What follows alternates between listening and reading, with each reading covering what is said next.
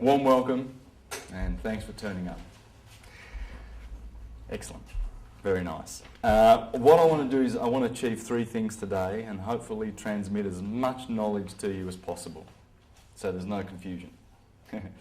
I want to talk about the galactic alignment, what exactly that is.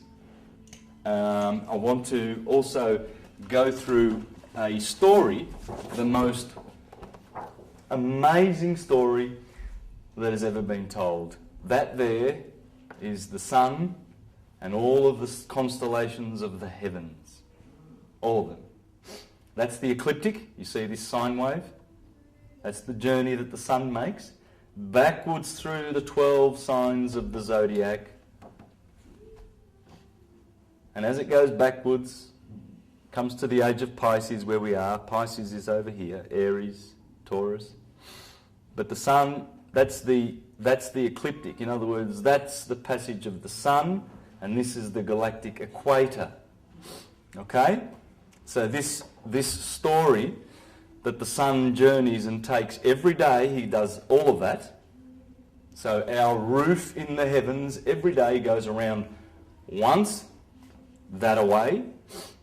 Every year it goes once, that away. But every 25,920 years, being the official figure for precession of the equinoxes, it goes backward.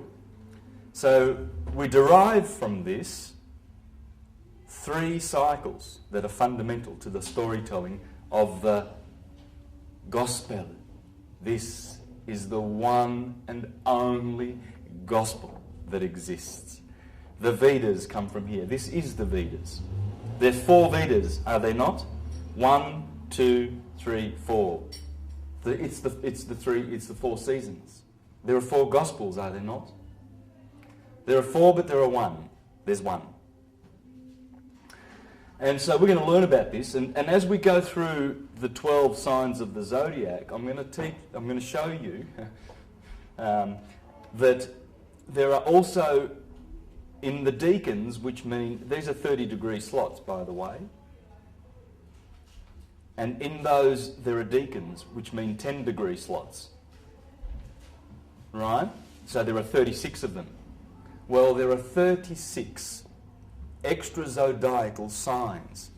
And together with the 12 signs of the zodiac, they make up the 48 that the great astrologer of the 2nd century Ptolemy recorded as 48 constellations in the sky. So when you look up, there are 48 very prominent and important constellations which make part of this storytelling. So not just the 12 of the ecliptic, but the 3 that are attached to every one. For instance, Aries has Cassiopeia, Cetus and Perseus in it. So that's where you find Perseus, the slayer of Medusa. That's where he dwells in the story.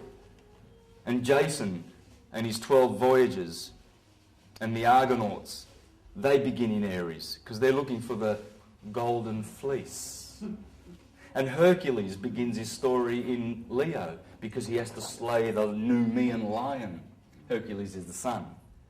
And Herod kills John the Baptist. That's Aquarius. Because what happens when the sun goes down, sorry about moving so far away. What happens when the sun goes down in August, and I'll show you this later. There is Aquarius there, John the Baptist. And when Leo comes up, rises, John the Baptist gets beheaded. All right? So we're going to learn that every single story in the Gospels, in the Vedas, in the Trojan Wars, all of them come from this. There's your book. And we're going to learn about this book. I'm going to show you some parts of the Gospel here. And what I want to focus is around the constellation of Taurus, because there's Orion there. And Orion is doing something very important. He is guarding the tree of knowledge of life. And then I'm going to go to Scorpio, and there's a big story to tell there. Because Scorpio sits directly under the scales of Libra. And he waits every year Scorpio. He's waiting every year under the scales of Libra, and when the sun goes through, where do we put this? There's the ram. Whoops, over there. When the sun goes through the Libra, there is Scorpio waiting in the winter. And there's a big story to tell here. This has to do with the tree of knowledge of good and evil. This has to do with the tree of knowledge of life in the Garden of Eden. And that's why I'm going to go to Taurus. All right? So it's going to be really fun. It's going to be fun to expose the Bible for what it really is. Not to shred it to bits and do what Voltaire did and some of those philosophers that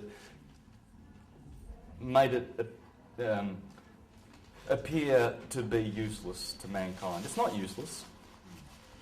It's got some good stuff in it. But it's not to be taken literal. It's just storytelling. And because when one knows all the stars of the ecliptic, and one knows that when they see Aries, they know it's spring, and Taurus is telling you to get your bull out and plough. And when they see and read the stars, like the Bible says in Job 38, the Lord says unto Job, he says, can you tell forth the Mazzaroth? Do you know how to tell the seasons? And can you read the signs of the zodiac? The Mazzaroth is the zodiac. And that's what Job was implored to do. Because one who does that will be very, very wise. And he'll be able to tell and make prophecies based on this, because it's cyclical. And all prophecies are in these cycles. Nostradamus from that. Oh, for sure. And we're going to see a bit of that later. Yes, Nostradamus.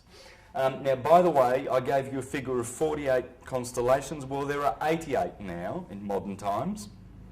There's been a few contributors to those in the recent couple of thousand years since Ptolemy. But I want to concentrate on the 48 because that's where the Gospels are focused. And the last thing I want to do, so that's two things I'm going to do. The galactic crossing or alignment, that's better. I'm going to do the storytelling with the 12 signs of the zodiac, and then I want to show you how astrology is born of this science. So that you really, really will have some really good skills, and you'll be able to say, oh, he's a Capricorn, I can tell the way he's walking. And you will. You will. I'm doing it. So let's get into it, shall we? Yes. All right. The galactic alignment. Now, and there's a good book by, I haven't even read it, but I've heard all of the interviews by John Major Jenkins. Yeah, he's got a book on the galactic alignment. Now, a lot of people are talking about a planetary alignment. Well, there ain't none. Ain't any. There aren't any. There will not be one. Correct myself as I go. That is, I'll put it up that way because the ascendant's on the right position. Sorry, I didn't have time to make any proper visuals that you can really see clearly. That is 2012. The 21st of December 2012, you will notice there are no planets aligning. Not a one. Well, there are. There's the Moon and Uranus in Aries. But that's it. So if it's not a planetary alignment, as a lot of people are erroneously suggesting, what is it? Well, it's a galactic alignment, okay? I'm going to draw a graph, and what I'm going to base it on is the terrestrial version of this sine wave that's happening in the skies. There is an old map, and as you can see, the equator is there, and you see the passage of the sun through the 12 seasons. All right, 4 seasons. They're really 12. But, or you can say 2, summer and winter.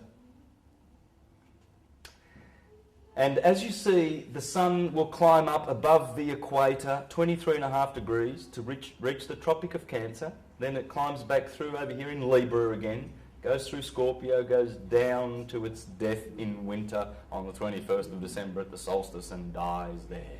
To be reborn on the 25th of December, 3 days later, and climb back the holy mountain of God in the sign of Capricorn.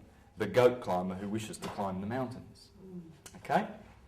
So I'm going to base this, I'm going to draw this up now, and I'm going to show you where the galactic equator is. Now, George, did I send you those links where we can put up the... Yeah, I can do that.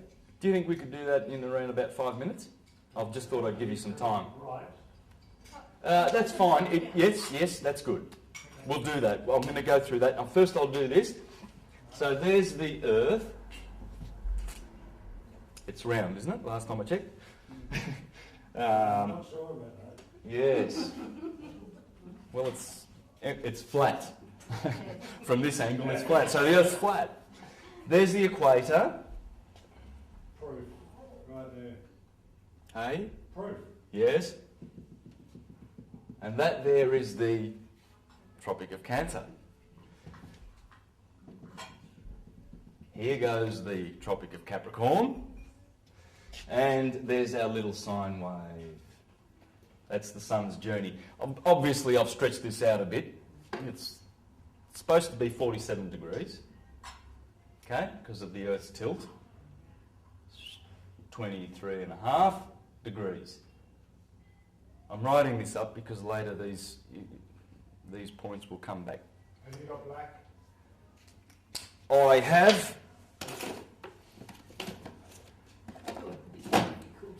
Am I going slow enough? I don't want to go too slow and I don't want to go too fast because I don't want to lose anybody.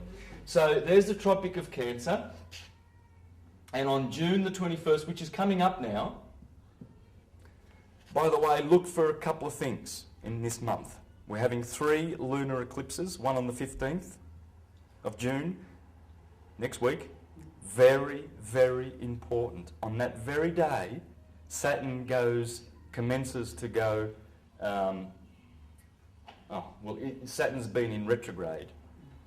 I've been watching it. It's physically in Virgo. They say it's in Libra because there's a 30-degree displacement of the zodiac, which I shall explain, but it's physically in Virgo, and I've watched it, and it's been going backwards, retrograding, and now it's going to start going forward. And that will happen right on cue with the eclipse. This is very profound. After the June the 25th, June the 15th this year, just a couple of weeks away, big changes. Because when Saturn decides he's going to start going forward, there's a lot of stuff that happens on the Earth. So retrograde simply means to go. It means he's going backwards, or he appears to go instead of obviously the sun. If the sun did this and then went like that during the day, we'd go, "Hey, the sun going retrograde." The planets are doing it. Why? I'll just explain. Let me just divert a little bit to explain how simple it is to understand retrograde. Because Backwards, you mean? yeah, retrograde means going backwards. So the sun, the moon, everything goes one way. It goes east-west. But we've noticed that the 5 planets from time to time do this. Right? And Ptolemy explained that as circles. He said what they're doing, the planets, is they're going like this. And that's the retrograde, that little bit that we notice from here. The Earth does that too, doesn't it? No. Just those 5 visible I planets. thought that was because of the wobble of the Earth, it does that.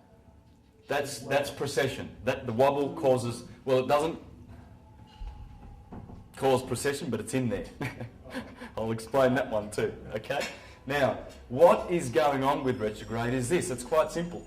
If that is the sun, all of our planets are in elliptic orbits. So let's say there's Mars. Mars is very elliptic, and Venus is not so. Venus is a little bit more softer, right? Now, and we're sort of, let's say we're going around here too, around the sun. Well we are. And we'd be in between both of those, wouldn't we? So let's say ours is a little bit more round. Let's make it a bit round, okay? Now, so we're cruising around this way. We're going around here. And as we go around here, as Mars goes through this part of the trajectory, he will appear to be going so fast. But when Mars gets over to here, right, And it'll almost, as we go around here, it'll almost seem like he's stopping as he's going that way, because we're here and it looks like he's stopping. Right? It's like the runners around the track, right, at the Olympics. They, the track's like that, but you see, there's the tracks. This guy starts over here, this guy starts over here, this guy over here, and this guy over here. None of them have been ripped off. None of them have been handicapped. It's just that they've got to go around the curve, right? So that's what retrograde is. It's quite simple, but you can study that. Just go on Google and put in retrograde. But the thing is, when Saturn goes backwards, he withholds all his positive things. He hasn't got many positive things, but the positive things that Saturn gives us are really, really, really positive. But he gives us a lot of negative, because the astrologers say he's probably 50% of all the sicknesses and ills on the earth. And together with Mars, 90%. They are the malefics. The benefics being Jupiter and Venus, of course. Now, so when this is the solstice, this is the longest day of the year in the northern hemisphere. Over here we have the winter solstice, December the 21st. Here we have September the 21st. Here we have March the 21st. Now if you know about the equinoxes and solstices, you will already have picked up that I've made a mistake with September the 21st. It's the 23rd. But I'm keeping it simple, because usually the handover day from one sign to the next is the 21st, the eve of the 21st, the 22nd. Okay? But it doesn't matter. That's good enough. Okay? Now, so what we need to do then, so this is obviously the Tropic of Cancer. So this must be, this delta 30-degree slice of the cake is Cancer. Here we have Leo. Here we have the Virgin. Let's go down this way. I'll go down this way first. Libra. Scorpio, Sag, Capricorn, Aquarius and Pisces. So I want to just fill that up here. Libra, Scorpio, Sag. This is very uneven, but I'll do this later and we'll make it much better, because I've got a lot of information to put in here. Aries, of course, Taurus and Gemini, which is the sign we're in right now. So, as the sun goes around, it crosses the Milky Way twice, right here. That's where the Milky Way crosses. Between Taurus and Gemini, and Sagittarius and Scorpio. Sagittarius's arrow and Scorpio's tail are pointing to the centre of the Milky Way galaxy. I'm going to show you those pictures right now. As I said, there's Sagittarius and there's Scorpio, and they're actually pointing... Oh, that arrow's convenient, isn't it? They're pointing to the centre of the Milky Way galaxy, and there's the ecliptic.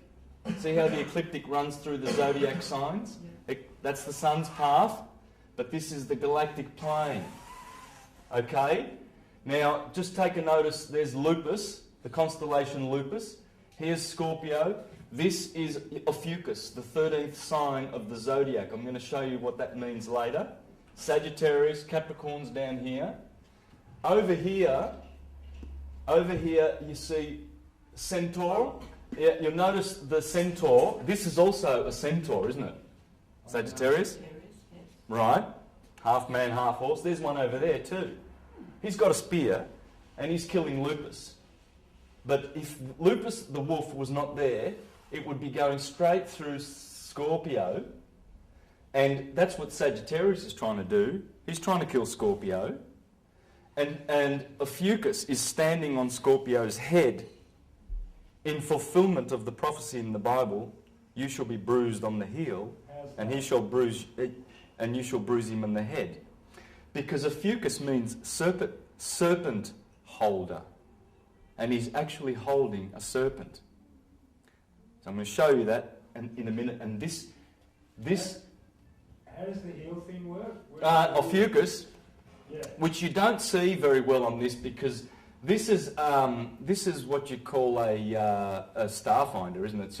It's just an application on the internet. So it's not really pointing out very well and naming them because there he is. The name's up there. But ophiuchus is the 13th sign. He's in there between Sagittarius and Scorpio, the famous 13th sign that we're talking about. He's a mysterious character because the Babylonians never put him in there. It was the Greeks and the Romans that put their hero in there. And he's standing on the serpent, about to kill it. And of course Sagittarius wants to kill it too, because in here is the centre of the Milky Way galaxy. And if you I'll give you the application, the computer, the website where you can go to this, and as soon as it opens to this page. Of all the heavens, it opens to this page. Because there's a lot, it goes forever, it goes right around 360 degrees, but it right where the crossing is, this is the galactic crossing. This cross here, this ecliptic, along with the galactic plane, this is called the divine cross, which is in the sky. This cross here, the equinoxes and the solstices, is the mundane cross. When they intermesh on the 21st of December 2012, they make an 8-spoke wheel in the heavens that Nostradamus speaks about. The divine cross, that one, and we're lining up to it. I'll show you how. This is really nice. This is really good stuff. Okay? Now, but later on, I'm going to draw this up exactly as you see it here, and I'm going to show you that this is part of the most beautiful storytelling in the Bible that there is. It's all about the Garden of Eden and how we fell out of the Garden of Eden and we fell below the equator, the galactic equator. And then we've been looking for this galactic cross for 24,000 years. Earlier on I said 25,920. That's the Egyptian figure. That's the Western figure. In the East and other cultures, they gave it a figure of 24,000. 24 hours. It's 24,000 when corrected. 25,920 is the outer figure, uncorrected. Because as we are travelling around our binary star, Sirius, it speeds up as we get close to her in the Golden Age, and then the Silver Age as we part from her, and then the Bronze Age and the Iron Age, where things are very, very slow. And then it speeds up. And to get some very accurate information on this, I recommend to read this book by Walter Crittenden and all these scientists that are proving beyond reasonable doubt that we are in a binary with Sirius. And he explains the figures are in here, in this book. In fact, there it is. That chart there explains that precession is speeding up. So it will reduce to 24,000 years. I'm going to use 24,000 years. Hold the chart for a second again. Chart. Yep.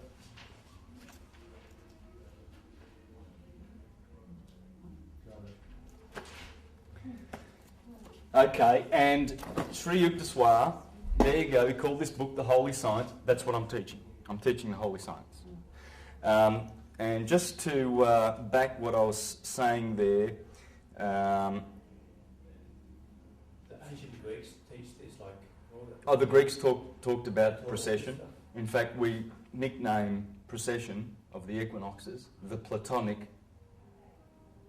year because of Plato. Plato talked about all these signs you're talking about? Yes. He Oh, yes. suppressed and then it's coming up again through you. Hipparchus, Democritus, Empedocles, Plutarch, Socrates, They all knew you name it. That's why Porphyry and Celsus had their books burned. Because Porphyry and Celsus in particular, in the 2nd and 3rd century, went after the literalist Christians who were making Jesus a historical person, and they were saying, God damn it, he's up in the sky. Are you done with this? Yes. Yes? All right. Can we fix the... Come a couple of 2 minutes and fix the light? Yes. Excellent. The sun in Hebrew, and Horus, and Hercules and whoever, there's always the same one hero. And rather than looking for historical personages, which we'll never find, we can just do what Napoleon did. He went down to France with Volney and Dupuy, and they wrote their books, and they influenced Jefferson and all the presidents, the founding fathers, about the fact that the Christian myth is just that. It's a myth. But it's a useful myth. It's a beautiful myth because it talks about how we raise our Christ within. The And- intention's good, in that you're saying, it might be... Yeah, it is. It's just that our obtuse spiritual light, it's very dull in the Dark Ages. You can't just go around pointing and saying it's the Catholic Church's fault and, and all these institutions. They're all at fault, partly, but it's mostly because our sun is so far away from Sirius. There's no light. So we see all these holy books and we misunderstand them. We're looking for historical figures. And I'm going to show you tens and tens and tens of quotes from all the geniuses of history that will back what I'm saying. Like the founding fathers, even the doctors of the Catholic Church. The information through Sirius is blue.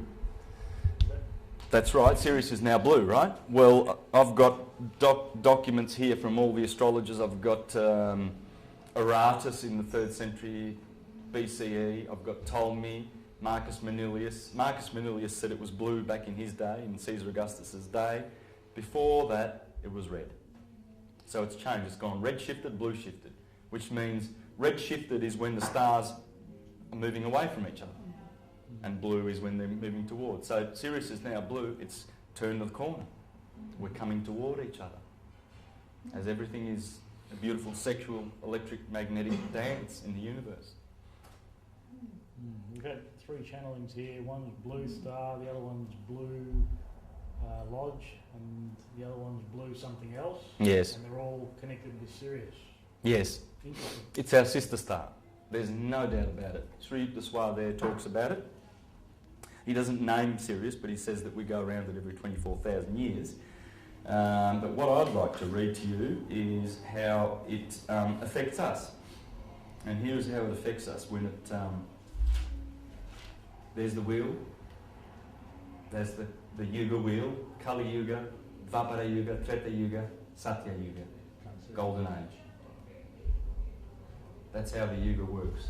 I've got a bigger version of this somewhere in my books, but I can show you that later. You can have a look at that. That's the cycle. But it's the cycle backwards going through the zodiac, you see. Because we're in the age of Pisces now. 2,000 years ago, Aries. 4,000 years ago, Taurus. And so that's 6,000 years of history. And this appears to be when the Christians say the Adam and Eve story happened. Well, there's Gemini, Adam and Eve in the Garden of Eden. And they fell out when our equinox fell out of that sign. And the equinox is down here at Pisces. It is now right over here, about to go into Aquarius. And then we will be in the age of Aquarius. Opposite will be Leo. And guess what? Where will the solstices be? Well, they'll be here. Right in line, because the solstice has been here. If the equinoxes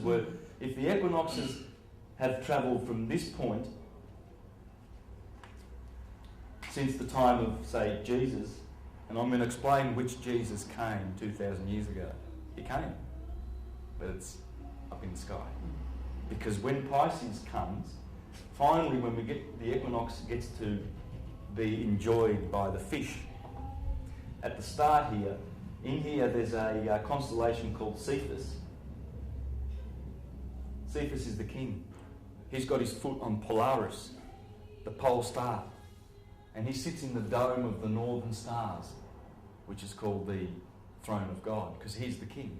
He's on top. Cephas is on top of all of this.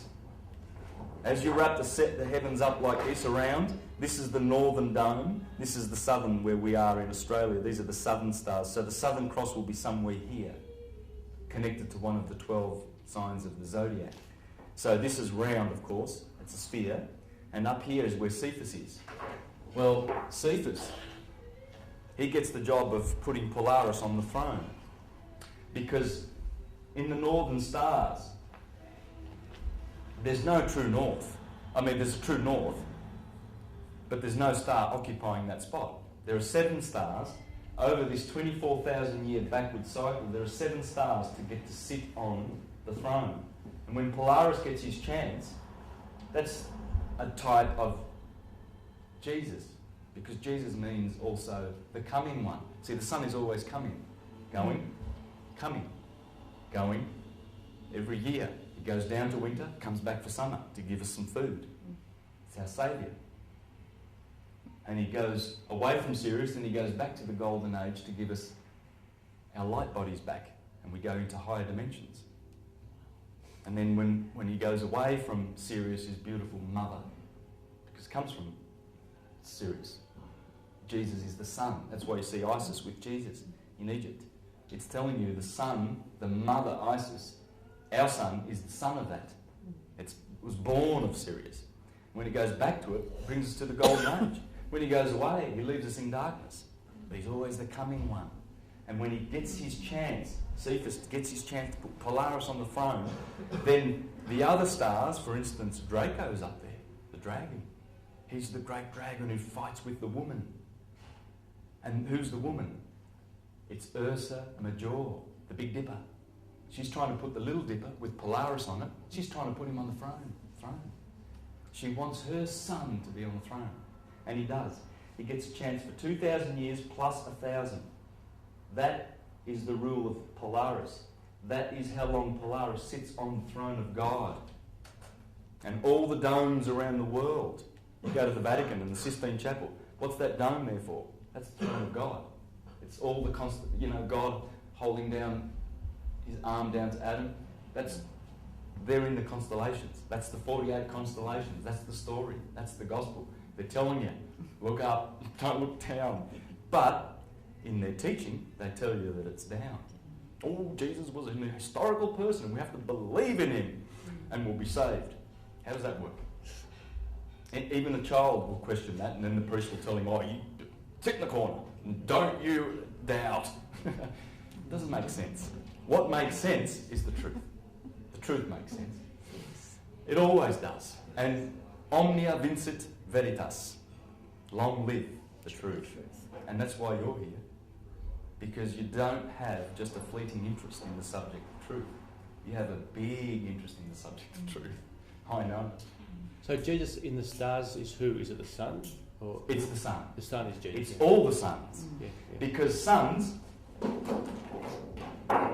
Like Sirius. Let's divert for a little bit, because we're gonna try and pin...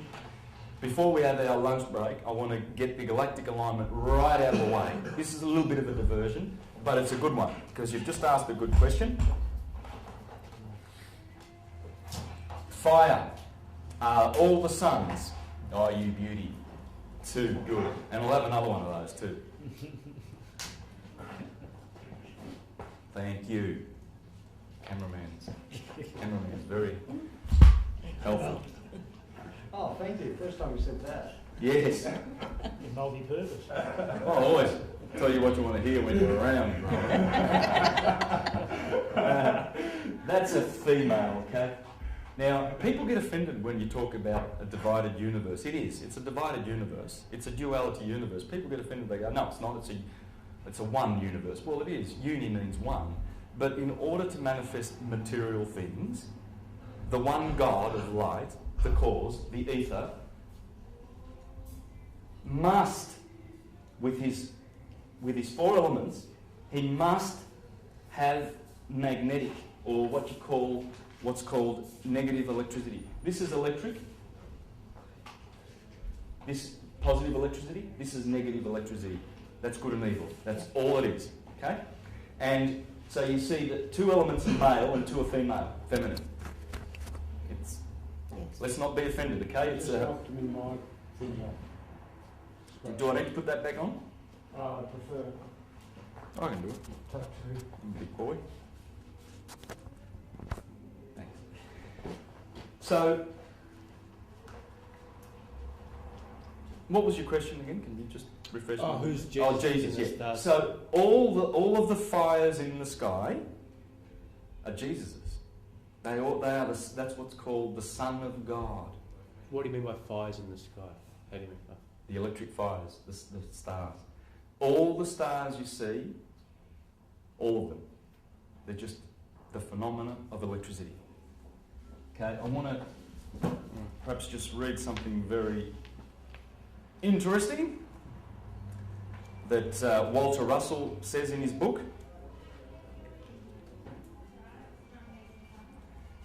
Because this guy was a genius. Like he was a contemporary of Tesla and Edison and Einstein. And this concept of the universe is that there's only electricity and magnetism out there. And the magnetism is the effect of what those suns are doing. The ether, the fires, the electricity comes from the ether, from the cause. This is the effect. Okay. Cause, effect. And all this is you'll notice that Earth is connected. These are the five platonic solids. Back to Plato, you know. Interesting. These are the platonic elements, or Pythagorean. But if you meditate on these and you realise that the tetrahedron, the four-sided polyhedra, relates to fire. The octahedron relates to air. The icosahedron, icosa means 20 sides. Ikosi in Greek is 20. And hex, of course, that's six sides, that's cube. These are the only shapes that will fit inside a sphere and touch at the tips, at the corners, perfectly. There's only 5 shapes known to man that will do that, and these are the shapes. There are other solids, like the Archimedean solids. They're much more complex and everything like that, that have nothing to do with this. These are the building blocks of the universe. Every atom will be either light, gas, liquid, or solid. Your body is water, it's bones, gas, and radiance, light, photons, heat. That's what you're made up of. And they correspond to nitrogen, oxygen, hydrogen, and carbon. That's what we're made up of. Carbon, the number of carbon, the atomic number is 666. The mark of the beast. 6 protons, 6 neutrons, 6 electrons. And that's the hex that we've been hexed with, because when you flat pack a hex, you get a cross. Okay?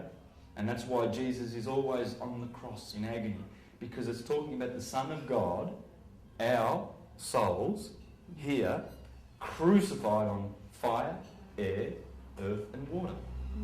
We've been crucified. This is a crucifixion. This is not living. It's experiencing the 5 senses. It's having a nightmare rather than a dream. It's a dream, but there's parts of it that are nightmarish, don't you think? Yeah. Especially if you turn on Channel 9 and listen to the news. You know, we've killed Osama bin Laden for the 10th time now. And can you believe it, please? Oh. You know, it's getting ridiculous. We chucked him overboard, so no.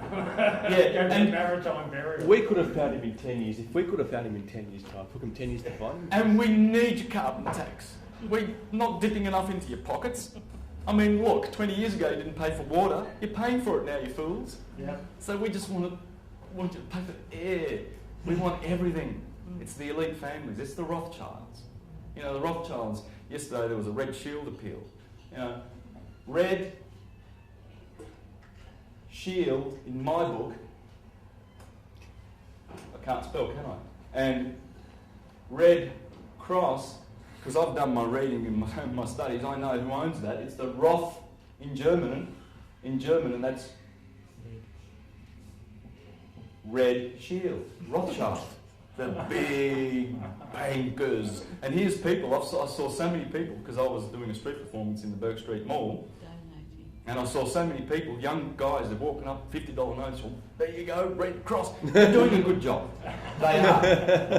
In this sick society that needs them. But one day we won't be needing charity. We'll all be rich because they won't be stealing our money.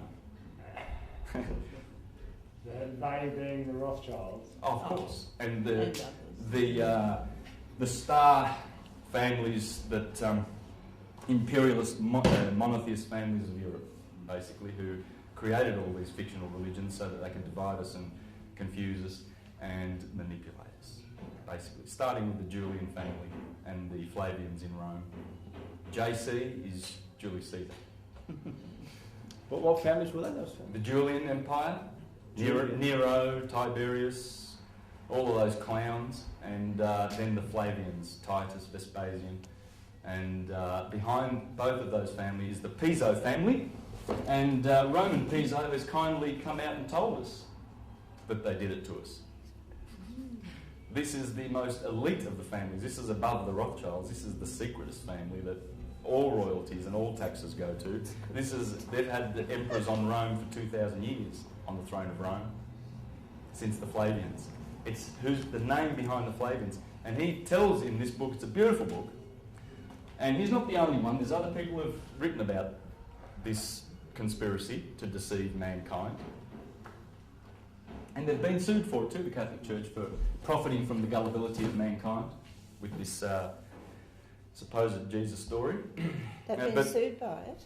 The Catholic Church has been sued? There was a gentleman who's dead now in Italy called Luigi Cascioli. I followed his work. He's written books about exposing this and how the Vatican has been using the lie of historical Christ to manipulate mankind and to deprive them from the knowledge that we are all Christs. We're all one human, divided into many little humans, having separate dreams, but we're all one.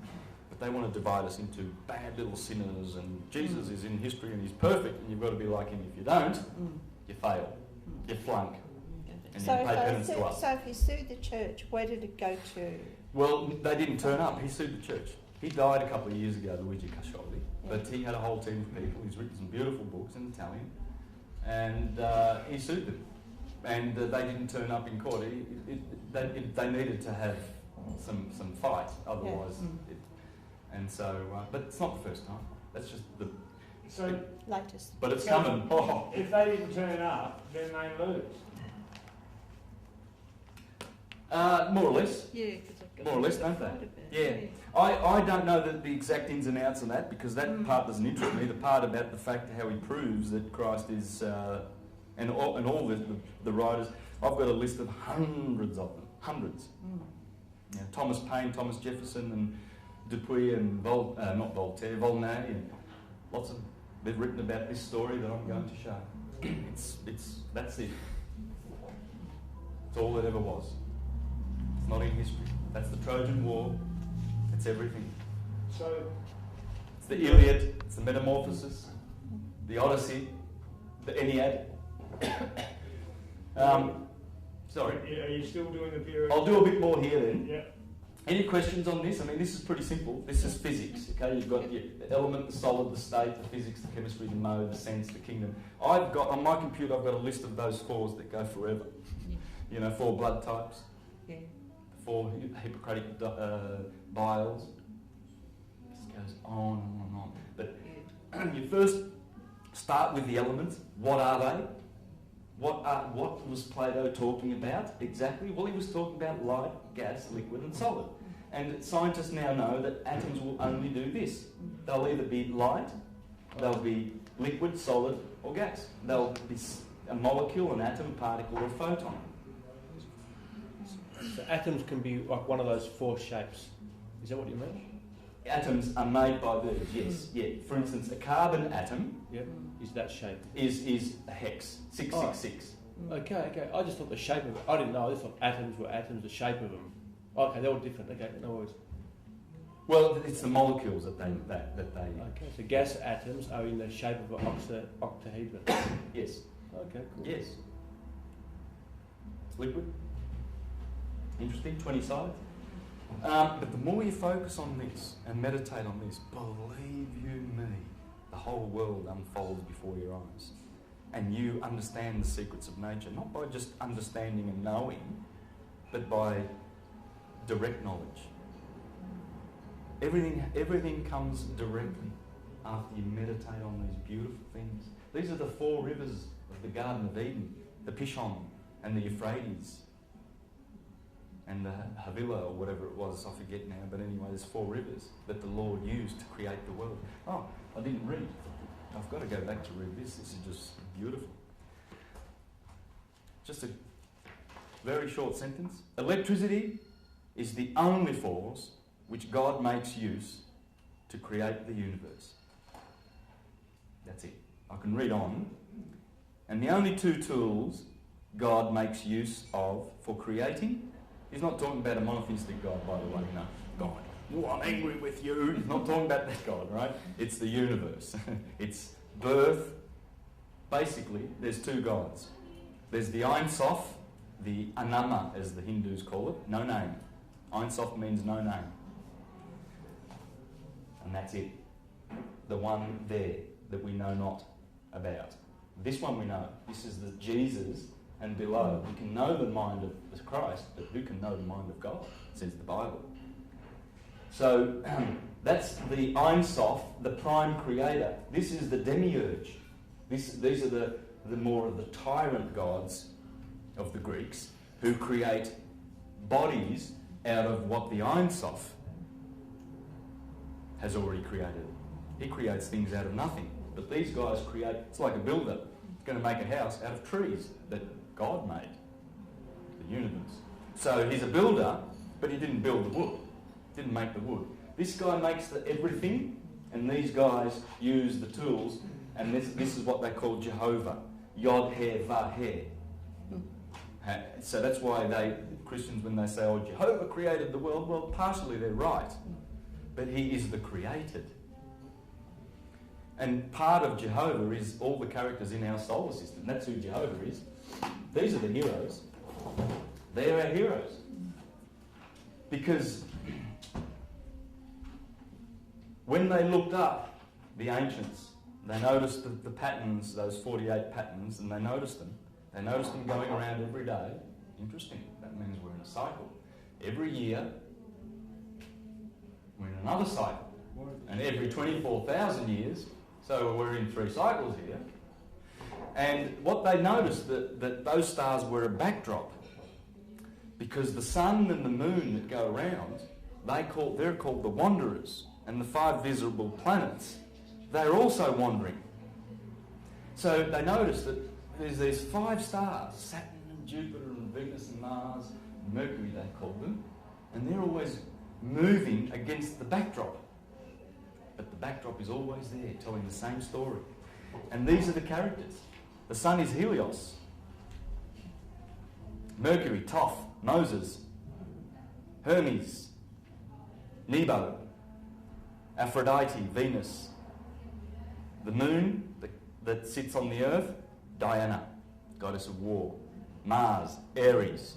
Jupiter, Thor, Zeus, the god of the gods. And Saturn, Kronos. We'll go back to that later. Excuse me, can I just ask, Yes. how does Vedic astrology mesh with Western astrology? Perfectly well. Has to.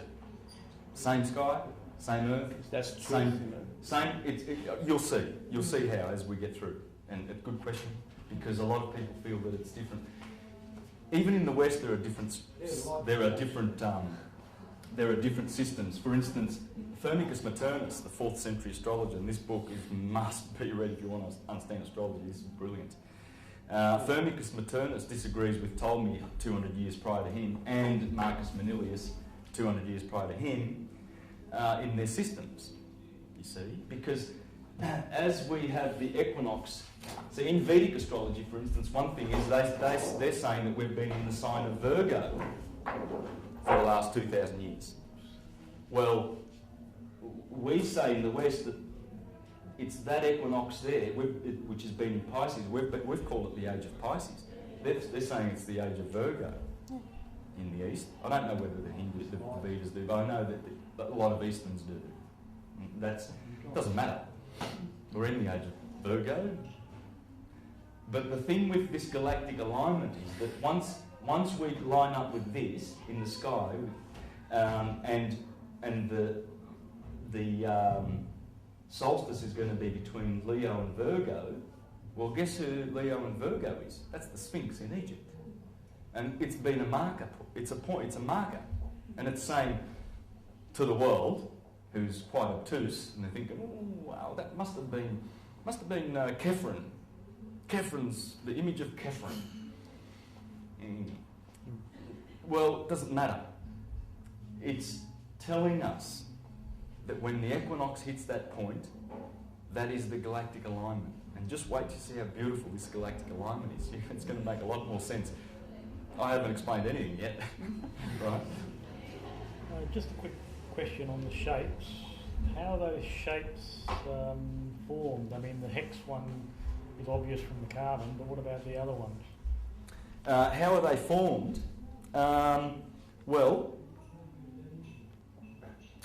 The tetrahedron. Well, the tetrahedron is photon, right? So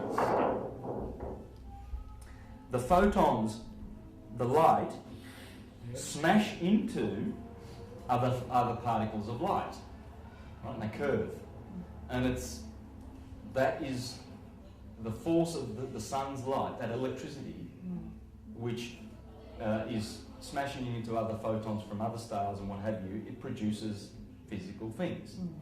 So you're a light body. All your atoms that you're carrying are empty and they're just light.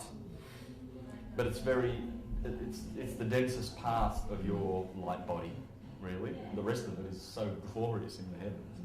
Your immortal, beautiful soul that dwells in unconditioned consciousness is just so at peace and so loving and so happy to reunite with you when you die. The death is just beautiful.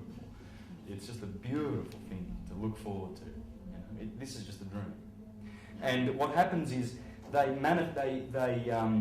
use the particles to combine and make atoms that love each other, like hydrogen and oxygen, want to make water, right? Or other structures, other things that we have, carbon combining with nitrogen, oxygen, to make solid things. That's the molecule. All right? Does that? I'm not sure. I mean, was the question? Some sort of sacred geometry that the elements will be attracted to that shape or something. Yes. Yeah. Well, so what you'll have elements that produce that to create a cohesive condition in the manifesting process. So is that a vibration? Yes. Yeah. Absolutely. Yeah. Yeah. It's a vibration. So it's just yes. like with music, sound, everything. Yeah. Like you hit the body with the frequency of calcium, and your bones will get stronger and stuff like that. So I assume same thing. Well, matter is all standing waves. Yeah. As it goes down from the fires, from the Jesuses, down through air, it gets grosser. It's like a distillery. It gets more solid. Yeah, it gets. And so where we are at the moment is we're carbon bodies, are we not? Yes. Right. So we've been hexed. When you flat pack a hex, I'm trying to save all these things for later because it's I'm trying to do the galactic alignment, but can't resist. We're talking about it now. There's the hex. Yeah, you were doing galactic. Oh, well, I will do this before we have a break. Don't worry. Well, I'm going to do a tape change in about 30 seconds. So No finish worries. this. Yeah. So there's the hex, and guess what? Japanese, Chinese kanji for earth.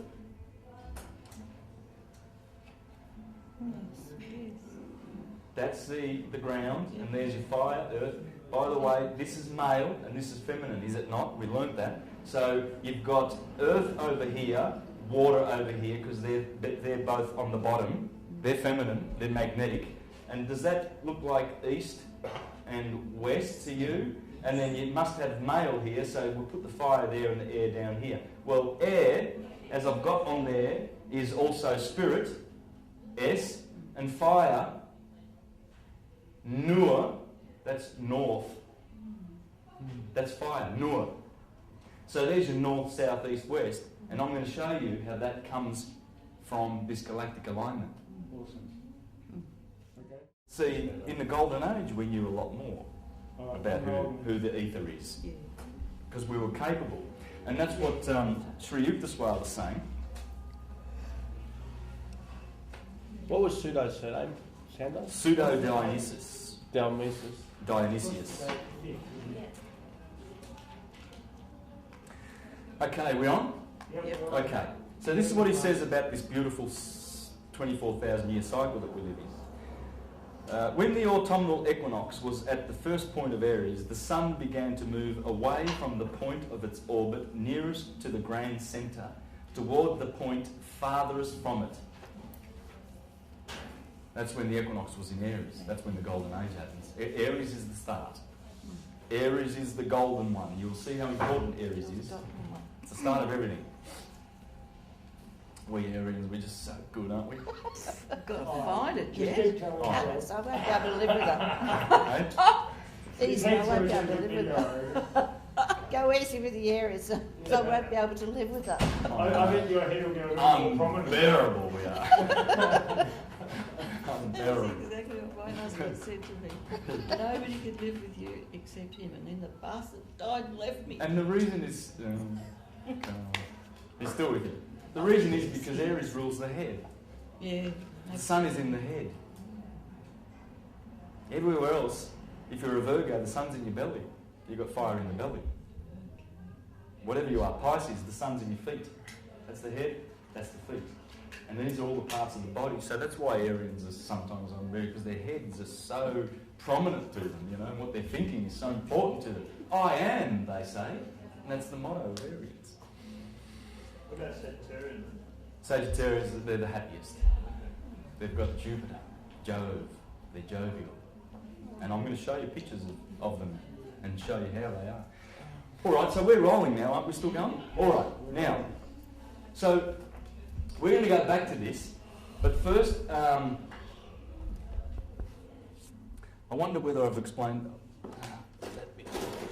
Now we're doing the galactic alignment. Yes, galactic alignment. So, what happens is, as our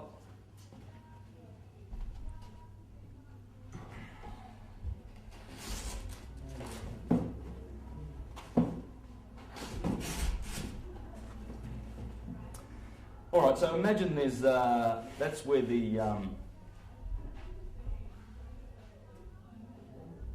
that's where the line is, the equinox. This is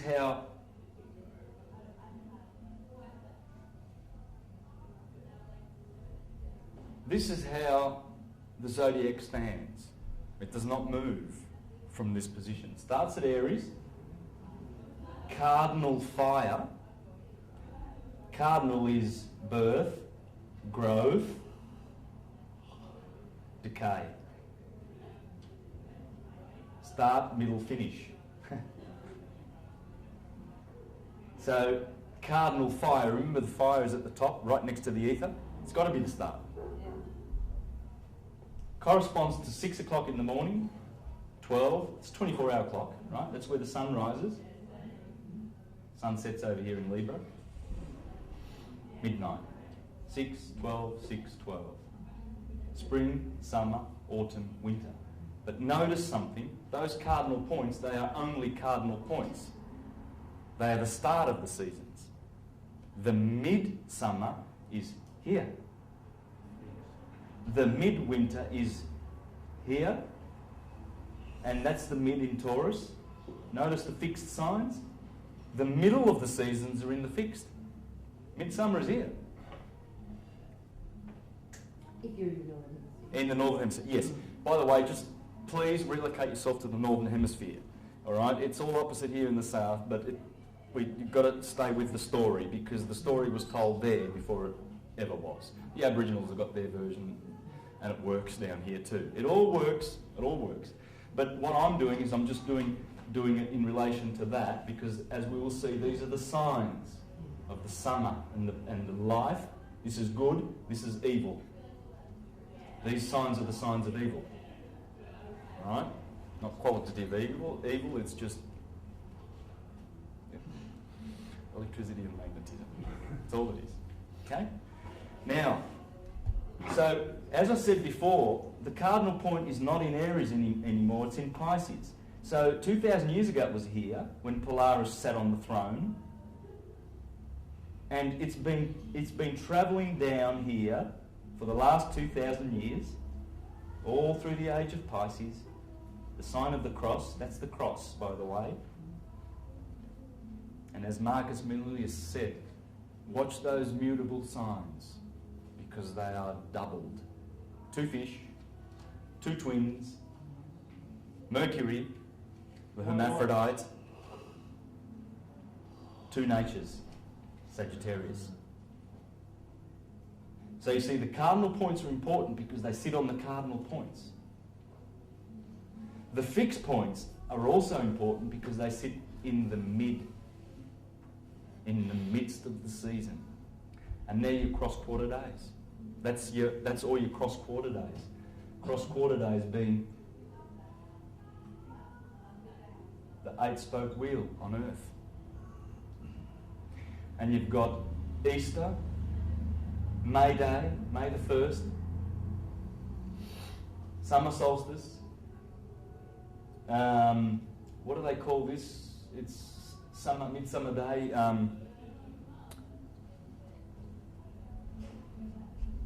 Lamas, loaf mass, which comes from loaf mass, because they cook breads, those loaves, like the hot cross buns at Easter. Why do we have hot cross buns at Easter?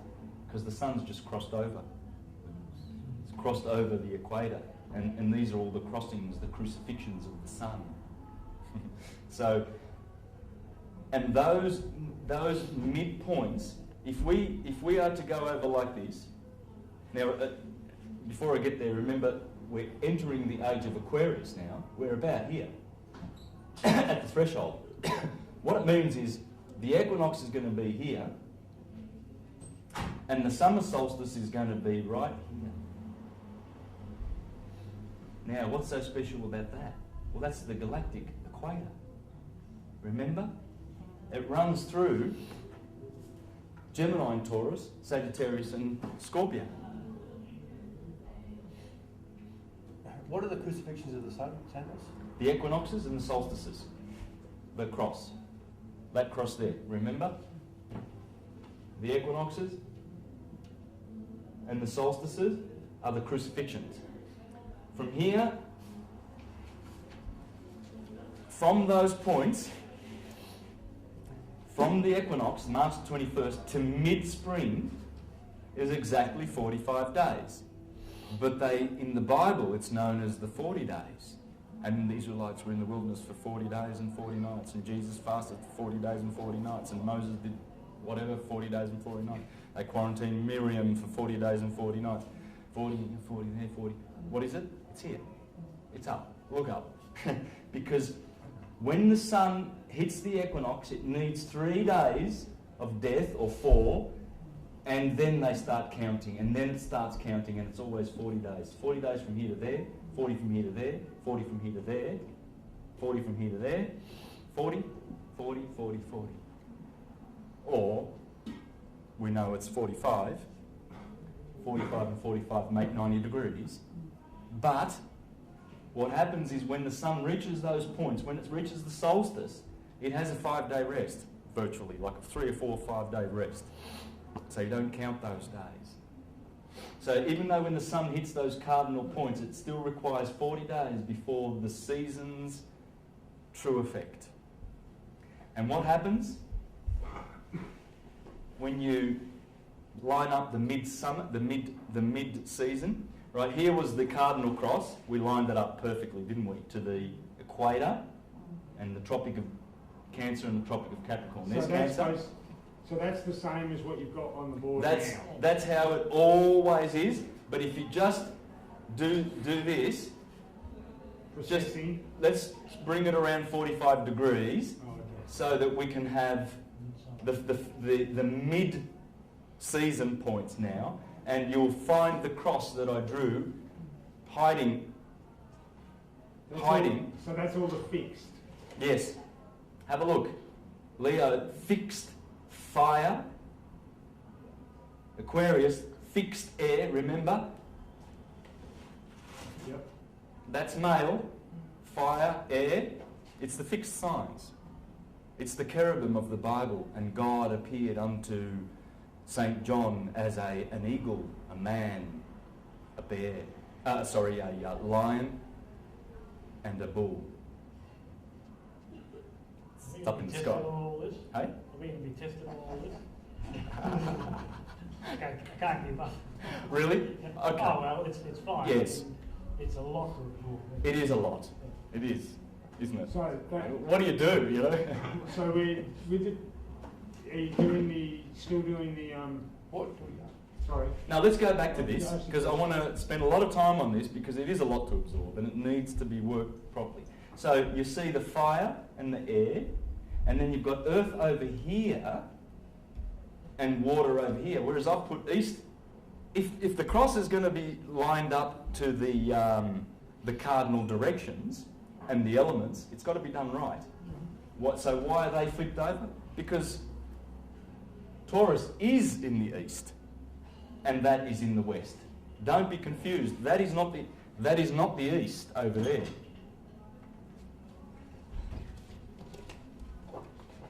Because we are going around the sun anti-clockwise,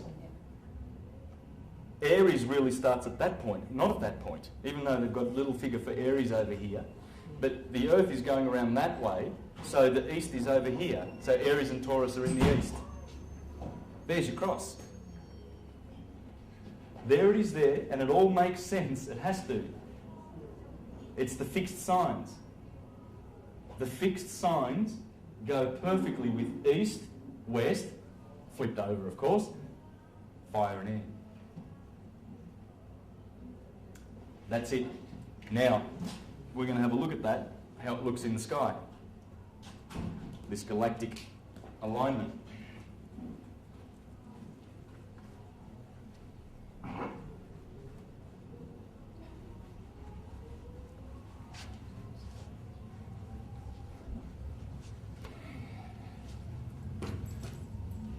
Now, in the next 3 months, it'll be the best time to see Scorpio. It's beautiful. Look east tonight about 8 o'clock. You see it coming up over the mountains, down on the mountains. You'll see Scorpio. It's clear. It's the only constellation that looks like what it is. All the other 88, you can see the patterns, and they look more or less. Big Dipper, you know, Orion, he's got his belt and he's fighting Taurus, and Taurus has got a V shape. It's a beautiful V shape. You can see that, and then there's 2 stars there. That's an Aldebaran is here. The eye of the bull, it's red. So that looks like a bull, but nothing looks like Scorpio. Nothing. It's magnificent. It looks like a scorpion in the sky. And people don't even stop to pay attention. And the beautiful photons that are coming from those light, from those stars, those beautiful lights up in the sky have been travelling for millions of years, hoping to end up in one of your eyelids, pupils, your eye pupils, eyelids. Hoping to land on that pupil to enlighten you. And you know, how many people look up these days? Is that how we All get of us are tired? pretty busy. That's how we get tired, by looking at it. Yes. That's important, all this knowledge, application-wise. Man, raise your eyes to the stars, because the animals can't. Only our consciousness can begin to comprehend what the stars are. We are stars. We call our children youngsters, because they're young stars. Bigger as gold. You get a gold star if you do your homework properly, Johnny. It's all about gold. It's all about the sun and the star. Look up. Become a Jesus. Become a Christ. Become an ascended master, a rishi, a Sufi, a philosopher, a lover of wisdom. Because philosophy is where the truth is. It's not in theology. It can't be.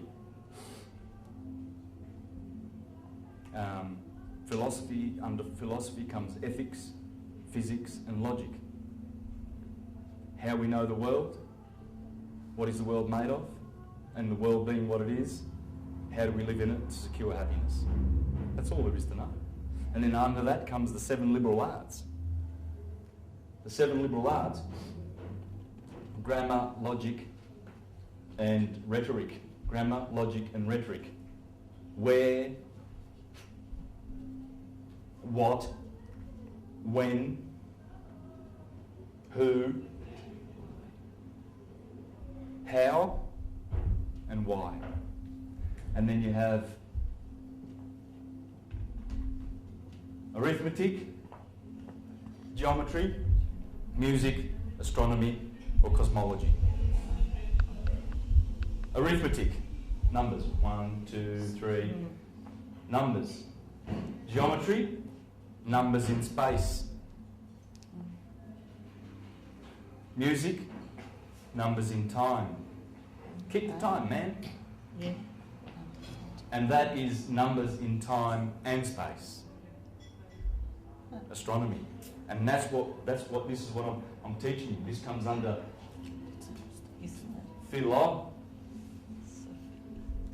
philosophy, which means love, Phil.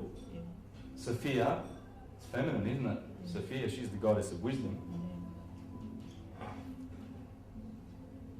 Theology, Theos, he's a boy. We're going to teach you about patriarchy and authority and young brother, we're going to make you a ministerial servant in the congregation. You can reach out. You're showing a lot of potential, young brother, and then you'll be an elder one day, and then you'll be, and that's what they do. They see the young smart ones, in the schools, and the Catholics recruit them. So before that Pope came and changed the whole education system to memorisation, this is how we used to learn through philosophy. This is the mother of all wisdom. That's wisdom. Sophia. The Muslim church have Sufis, don't they? It's Sufism, it's not Muslim. Muhammad was a Sufi.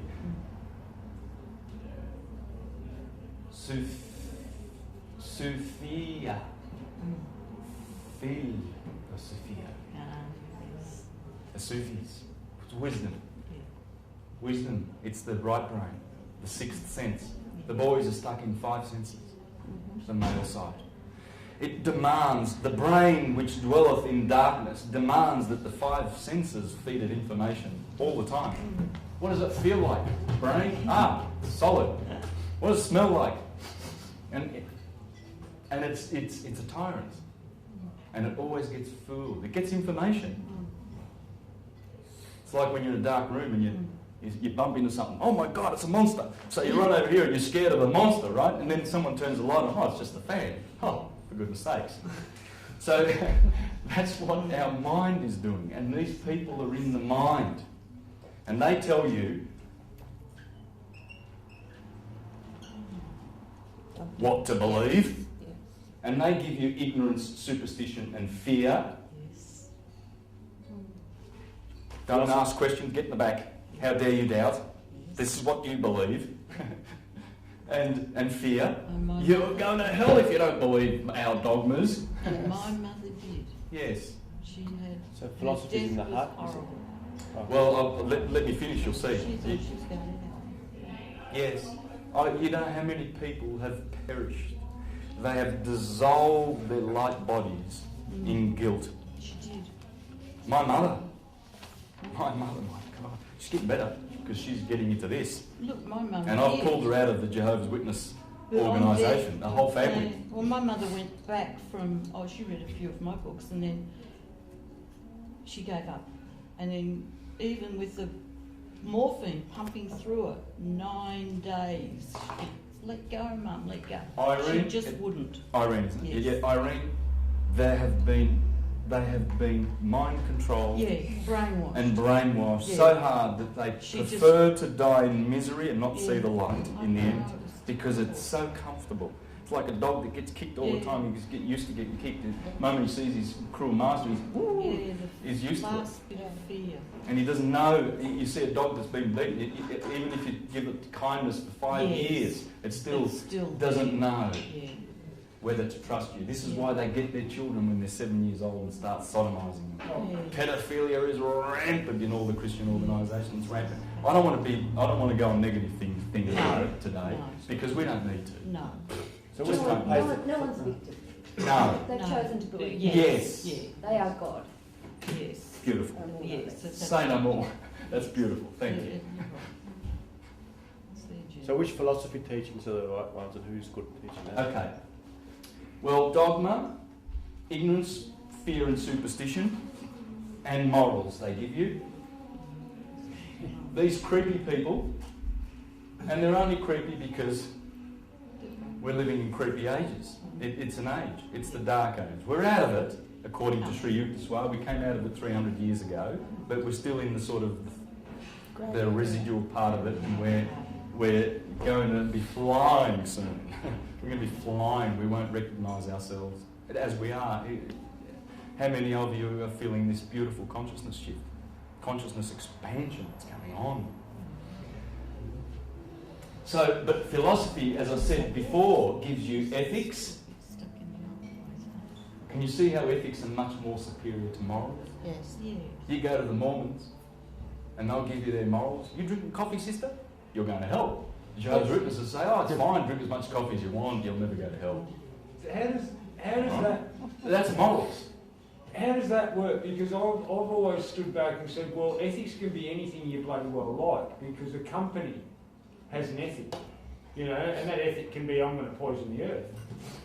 You know, that's your ethic. I always thought that morals were more, maybe religious, maybe dogma, maybe, but I thought it was more... Well, this implies God's watching you, and if you don't do what's... Well, what's the sense of right and wrong? Right? Isn't that well, moral? shouldn't we be doing that when we grow up, and when we decide in our hearts that we're just going to do good because you have to, because good is what should be done. Okay, so you're saying that the Not ethics... because someone's watching. Yeah, all right. Yeah. You know, he's going to give you the stick. Yeah. Ethics. I guess I'm just thinking... It's a counterfeit system. Yeah. To control you. Yes. Control Control, freedom. The Freedom, Bible yes. is a two-edged sword. Yeah, It yeah, will enslave you and send you to hell with guilt, like our family, and we've seen it. Or it'll free you. I'm showing you how it can. I'm going to show you how it can free you. It can really free you. It's a beautiful book. I love it. Love the Bible. You're going to see this. We're going to read some of the Gospel, and we're going to have Scorpio in mind. First of all, I'm going to draw up Scorpio and show you logic.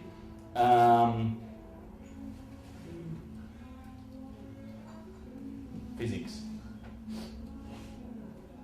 Okay? And then the 7 liberal arts. Grammar, logic, rhetoric. And this is how people used to live in the Republic of Rome and Greece. Rome was a republic once. America too. But then democracy comes along. It morphs. And what's democracy? Well, mob rule. Not from my mouth. I can show you what Jefferson thought of democracy and what a lot of thinkers think about democracy. That's why George Bush is so keen to we're going to bring democracy to Iraq. Yeah, mob rule. Yeah. He's the mob. Yeah. We're going to tell you what to do. We're going to kill 3 million of you, and you just have to shut up, and we just want oil. Yeah. We perpetuate oil and do nothing about free energy. Mafioso. Oh, it's mafia. It's all mafia. There should be no... If he wants to have a war, he should send his family. Yeah. Not those beautiful young boys who have been indoctrinated, mostly from Christian families, by the way, because they send them as little children to fight for Christ. Yeah. Because the Muslims are coming in with, well, there's always an enemy out there. Since the days of the Inquisition, we've got to fight and shed blood for Christ. Yeah. And what man said anyway? But anyway, that's all negative. Yes. Now, the picture you saw before was the galactic plane. That's the galactic plane in which the Milky Way sits. All right, but I'm doing this because these are stars, because we don't see how thin the Milky Way really is. It's thin. It's like this, exactly like that. That's the Milky Way. We see it like we don't see it like that. It's a spiral galaxy, and we're somewhere 2/3 the way out of the centre. But that's what we see when we look up. We see that. And that's it. And you saw that before on the screen, okay? But we see it very white and milky. It's milky, Yes. right? And the ecliptic you saw went through that way, right? Remember that? Yep. It's about 60 degrees off the ecliptic from the equator. And that's the cross in the sky. We're going to line up to that, because what's going to happen is our solstice on 21st of December is going to actually go like this. The Earth's axis is going to be pointing there. Right there, where Scorpio, let's draw Scorpio now. This is what you will see at night.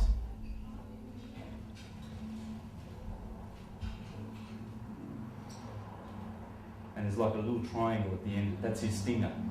And that's his tail, like a question mark.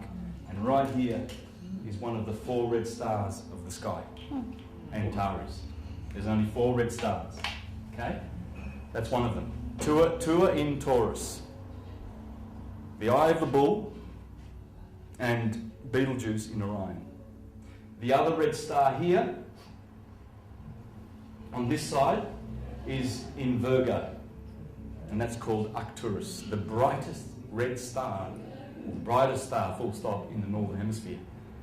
We've got Sirius in the southern hemisphere. We've got all the brightest stars. The 3 brightest are in the southern hemisphere. But that Arcturus, the other red star, in Virgo, in Bootes, that's the other. They're the 4 red stars.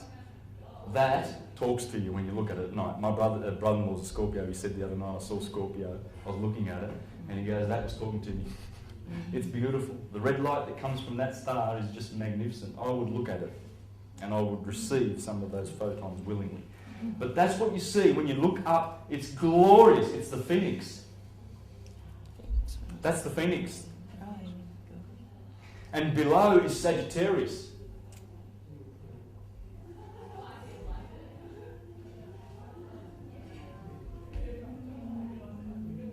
Let me do a nice little horsey. My wife's Sagittarius and I call her a little horsey. She's so happy. And here, I think red would be better for the bullseye, don't you reckon? Yep. That there, guys, is what they have been pointing to all the time. When you isolate these stars in the sky, where's east over here? Okay, you're going to see Scorpio. This part will be facing north. So there's north. So there's the mountains. It comes up over the mountains, and these 3 stars you will see, and they're reaching out to the 2 stars of Libra. And above that is Virgo, just over here. There's Libra. Okay? The 2 scales. It's reaching out. Marcus Manilius says that the Scorpion has appropriated the stars of Libra. It's long. It's about 60 degrees. It's the longest and one of the biggest constellations. It's the shining light of the zodiac. And these are bright too. When you isolate the Milky Way and you see Scorpio and Sagittarius, you'll notice that they're bright stars. Whereas Libra and Virgo, they're bright, but there's not much star stuff happening in there. Here's a lot of stars. And then Capricorn down here, I love Capricorn. It's beautiful because it stands away from the Milky Way galaxy. It sits under it. And there aren't many bright stars in Capricorn or Aquarius or Pisces. It's a bit of a wilderness. But this is spectacular. So 8 o'clock today, you say? 8 o'clock to 4 o'clock. So you'll see it at 8 o'clock, 9 o'clock, 10 o'clock, 11, 12, about 4 o'clock, then it descends, goes over. So is that where the Earth's going to pass through? Yeah, well, our Earth's axis is going to line up to that. Yeah. And then that wheel that I showed you before, Yeah. the 8-cross wheel will be in its place. And the prophets of the Bible, who were astronomers and astrologers, were telling us this. The age of the end of the age. It's the start and the beginning. And there's many proofs that it's the start and the beginning. The Sphinx tells us that. Virgo, face, and lion. It's facing east, in fact. The Sphinx is looking east. It's waiting for that point. It's waiting for this moment. Can you tell us what Sphinx, what does it represent something with all this? The Sphinx, the statue? Well, the enigma it's an enigma. It's a puzzle to ignorant people, which we all are, really. I mean, the last couple of thousand years, because we all go over there and go, what the hell does it mean? Well, that's what it means. Yeah. When you know the stars, then you know what the stars on Earth are doing. Yeah. Because that's how they named cities. Rome was named after the stars. London, Isis was Paris. Pada, Isis, Paris. Rome was named after a star, wasn't it? After Ra. Raum, is Rome. And London, El-on-don, that's 3 ammonium, what do they call it, radicals that all mean the sun. London, El-London is sun, sun, sun. Doncaster, Asta. Londoncaster, Doncaster, Lancaster. They look up, they go, oh, there's Castor, one of the Gemini twins, Pollux and Castor. See, Pollux. Remember? That is how the sky always is. Aries over here, right? Who's at the top? Always at the top. Gemini, Castor. Castor and Pollux. They're always looking down, the mortal and the immortal, sons of Zeus. And they always look down. So when you're in London and you want to found a city, well, there's Castor. So why don't we call this London Castor and Doncaster? Everything's Castor, Chester. Right? They did that everywhere. And Egypt is the prime example. What's the Sphinx doing there? It's telling you about Zodiac. It has to. All the monuments are there to monitor the precession of the equinoxes. That story, the gospel. Okay? How about eastern cities? Also. Do you know any? Well, the Ganges, that's the Milky Way. They tell you that. It's all the Milky Way. It's the mother. As Plato said. Our souls come from the Milky Way and then they descend down the same Jacob's ladder that I was talking about before. There's the heavens and there's the stars of the zodiac, the fixed stars, and these are the wanderers. And it always starts with Saturn at the top. Saturn means Kronos and Saturn means Satan. We are living in the kingdom of Satan because we're living in the kingdom of Kronos. Time. Time destroys all its children. Saturn eats all of his children. Jupiter escaped. Mars. The sun is placed in the middle. The sun is the middle chakra, the heart chakra. There's 3 above, 3 below. These are the infernal regions that bring us down to hell, the earth, where we get hexed with matter. And that's the kingdom of Satan. Plato said we come from the Milky Way, the Ganges in the sky, the Nile in the sky, the Jordan to be baptised down here in earth with a body. And the body comes from a womb and then goes to a tomb. Tomb is a womb. That's what he said, not me. I'm talking philosophy. Everything I say, I can give you. That's why I've got all the books, right? Because I want you to be comfortable that I'm not just making things up. And this is really the holy science that I'm teaching, the one and only. Right? And I want you to know that and be really blessed with that information because it's a true blessing. Now, remember I said there's a fucus. A fucus is standing on the head of the serpent and he's carrying a serpent and the head of it is pointing to Libra. That was in the crop circle. Yeah. A fucus means serpent bearer. And he's standing on the scorpion being bruised in the heel, and it happens around the Sagittarius Capricorn time, doesn't it?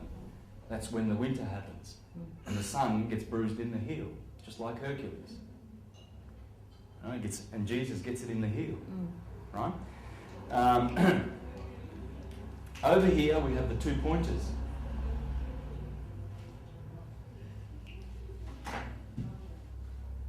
And they appear to be pointing down there to Sagittarius.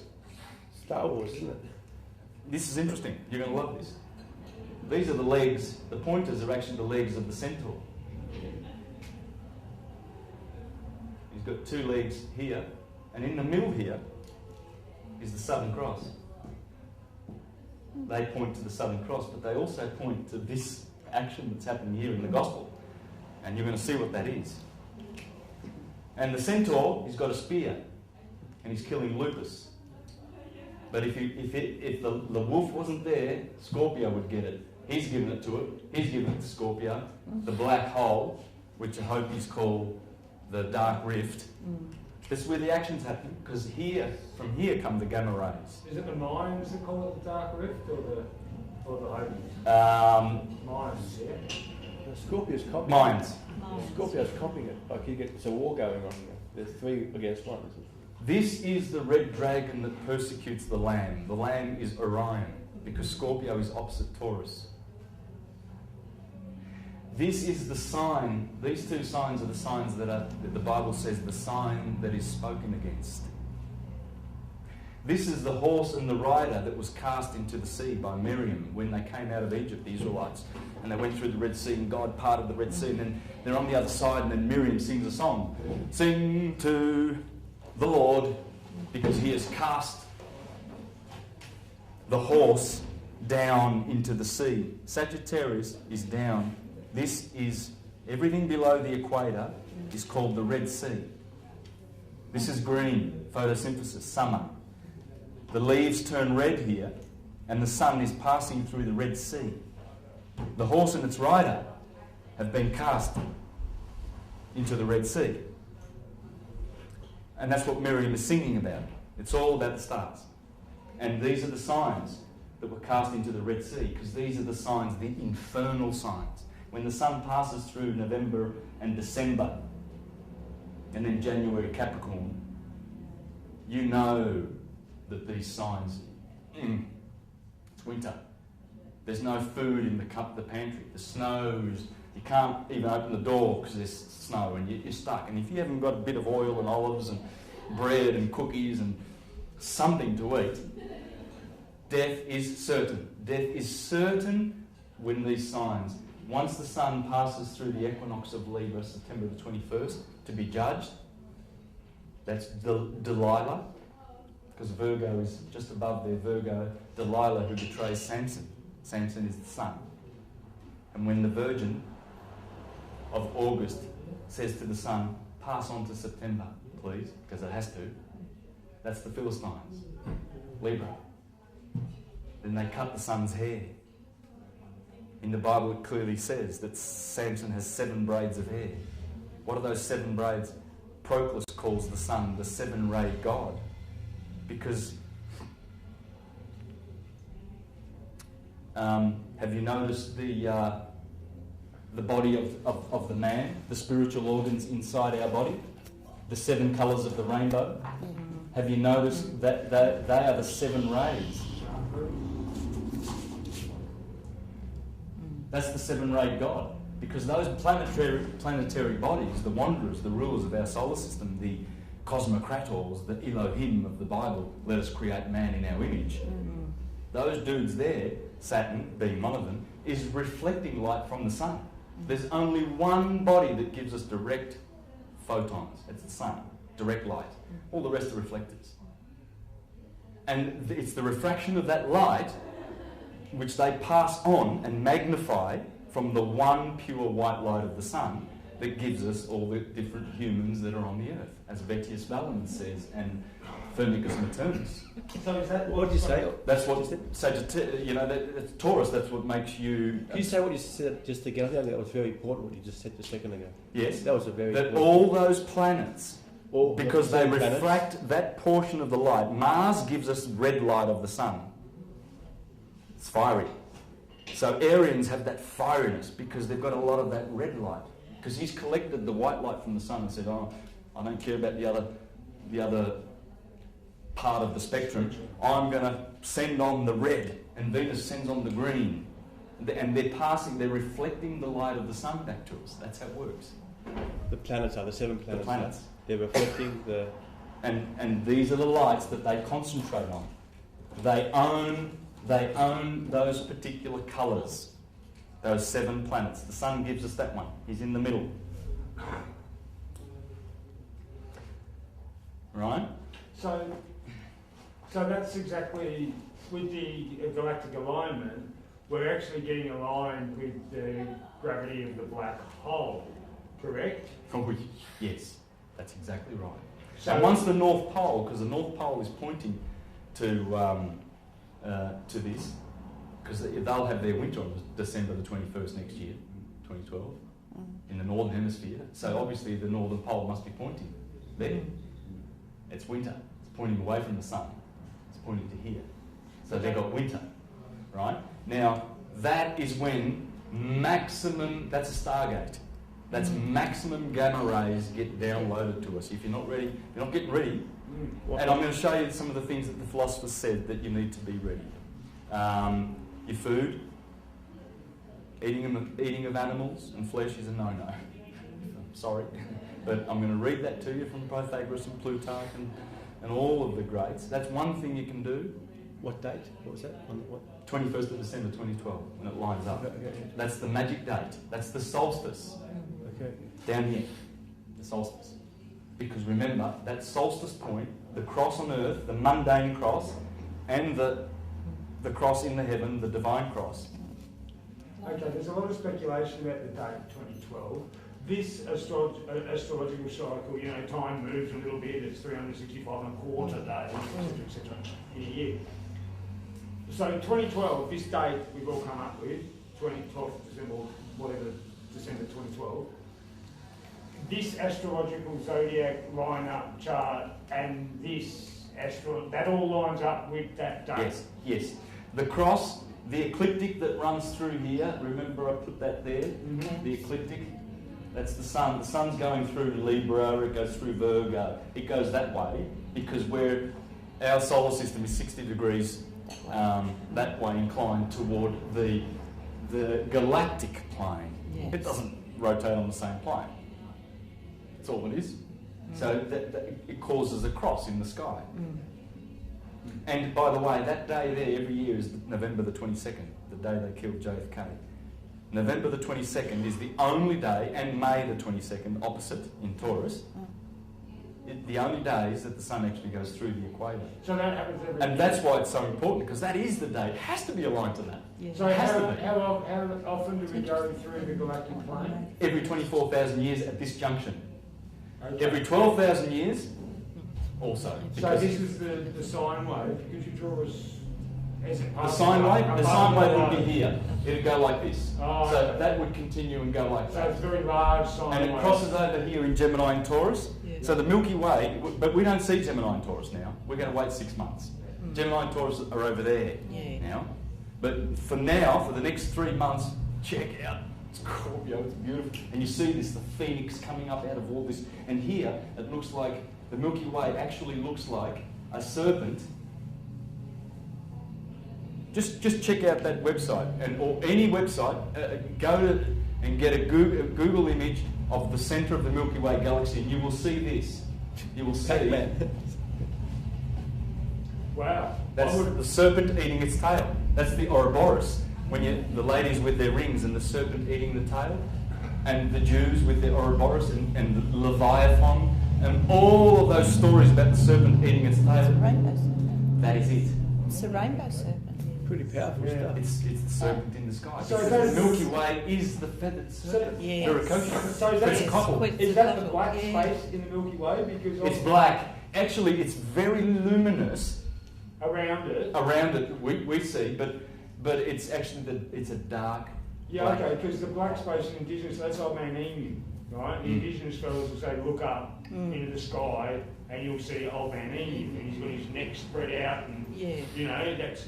But, so if we're on a slightly different angle, I can see how that could have been interpreted into this. Yeah. Go and have a look. Just be careful with Scorpio though when you see it coming over. It's not facing on the board. It's those three stars are actually pointing north in the northern direction toward the northern skies. So just I can't turn the board around, right? So to show you that, but remember that.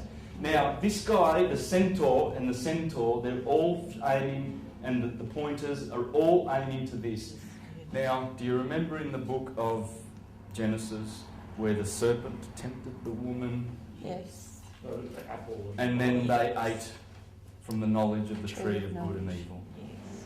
Well, people, that scary story, They ate the fruit of the tree of good and evil. yes. The equinoxes are called trees, pillars, brothers, twins, Jacob and Esau. This is the tree of life, because when the sun crosses over from the winter, from the Red Sea, and the children of Israel come up out of the Red Sea, they eat the Paschal lamb.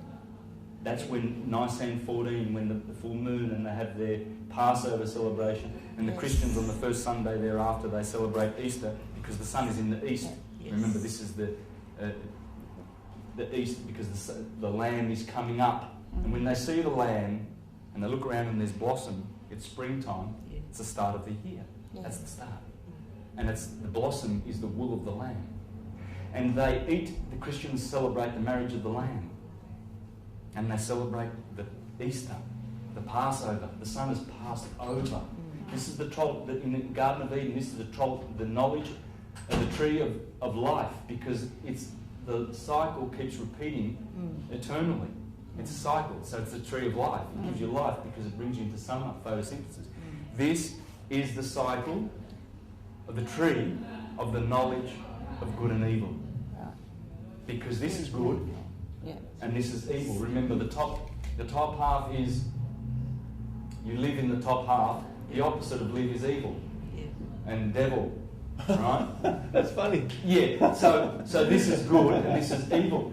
So You're unbelievable. the virgin is always sitting there before the fall of the sun to preside over the fall of the sun. She's Delilah.